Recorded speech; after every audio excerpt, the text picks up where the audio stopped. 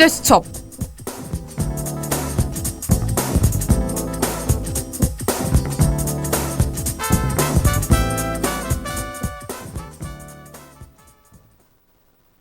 하구 여러분 안녕하세요. 이번 취재 수첩 진행을 맡은 성대방송국 기자 임세아입니다. 6월 지방선거가 40여일 앞으로 다가왔습니다.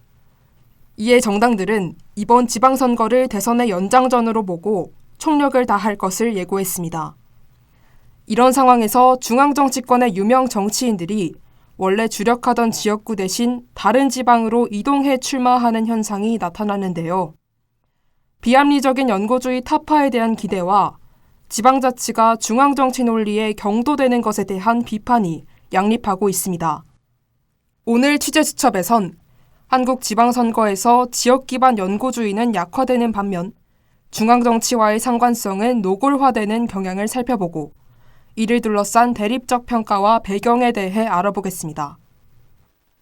송영길 전 민주당 대표와 유승민 전 의원은 각각 서울시장 선거와 경기지사 선거에 출사표를 던졌는데요. 송 전 대표는 2010년부터 4년간 인천시장을 역임하고 인천 계양구를 지역구로 활동했던 인물입니다. 유 전 의원의 경우 지역구가 대구 동구 을로, 송 전 대표와 달리 지방행정 경험도 전무한데요.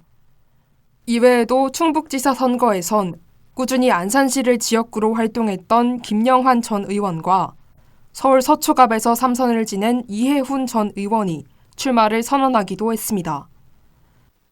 네 사람의 공통점은 출마 지역과의 정치적 연관성이 적거나 거의 없다는 겁니다. 후보자로서의 결격 사유는 아니지만 이를 둘러싼 평가는 갈립니다. 먼저 지방자치에 무익하던 연고주의가 능력주의로 대치된다고 보는 긍정적 관점이 있습니다.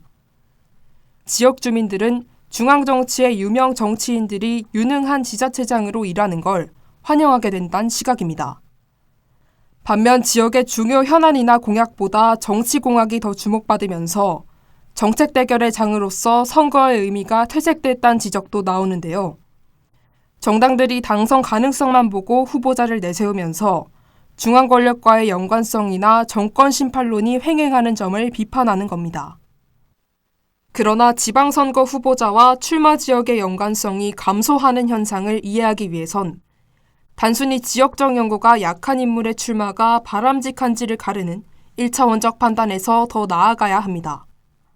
현행 대통령제는 5년 단임제로 유권자는 대선 이후 5년간 정권을 직접 평가할 기회가 없는데요. 이에 정치권은 지방선거를 중간선거로 규정하고 정치적 실리 추구에 이용해왔습니다. 이 과정에서 지방선거 판세가 현 정권의 국정수행 능력 평가와 연동되며 한국 지방선거는 중앙정치에 대한 심판 성격을 띠게 됐습니다. 2018년 지방선거에선 당시 여당이던 민주당이 17개 광역단체장 중 대구, 경북, 제주를 제외한 14곳에서 유례없는 대승을 거뒀죠.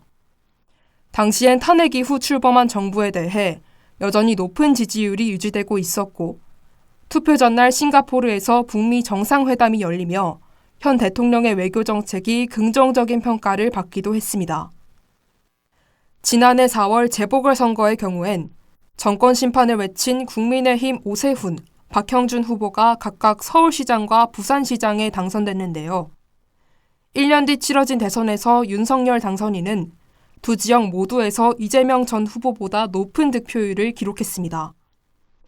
이처럼 중앙정치에 대한 평가를 중심으로 각 지방이 하나의 선거구처럼 움직이는 경향이 전보다 뚜렷해지면서 오랜 기간 특정 지역을 거점으로 활동한 인물이 지자체장을 맡는 암묵적 합의는 점차 깨지는 중입니다.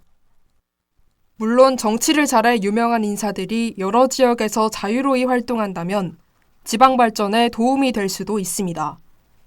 다만 그때에도 지선 유권자들의 생활과 더 밀접한 건 중앙정치보다는 지방행정일 겁니다. 다가올 지방선거에선 지역적 연고나 지방자치와 무관한 유명세, 정권 심판론에 앞서 공약의 현실성과 유용성이 유권자들에게 최우선으로 고려돼야겠습니다. 그럼 오늘 취재수첩은 여기서 마치겠습니다. 함께해 주신 하구 여러분 고맙습니다.